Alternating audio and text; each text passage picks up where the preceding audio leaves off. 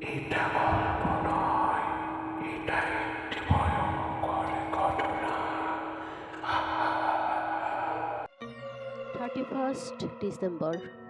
শীতের রাতটা অস্বাভাবিক নীরব।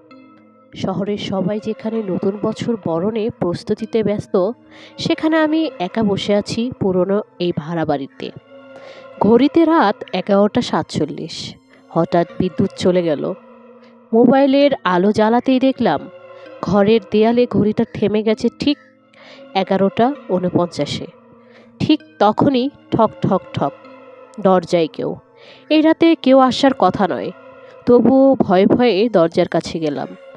দরজা খুলতেই দেখি কেউ নেই, কিন্তু মেঝেতে একটা পায়ের ছাপ, যেন কেউ ঢুকে পড়েছে। ঠান্ডা একটা হাওয়া ঘর ভরিয়ে দিল।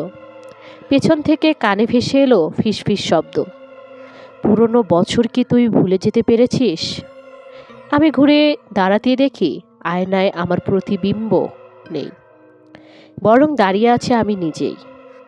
কিন্তু চোখ দুটো কালো, ঠোঁটে অদ্ভুত হাসি। সে বলল, প্রতি 31 ডিসেম্বর রাত 12টায় আমি ফিরে আসি। যাদের অসমাপ্ত কষ্ট থাকে তাদের সাথে নতুন বছরে যাই না, তাদের এখানে রেখে যাই। ঘড়িতে এখন 12টা বাজলো। হঠাৎ মোবাইলের স্ক্রিন জ্বলে উঠল। আজকের তারিখ বদলে গেল না,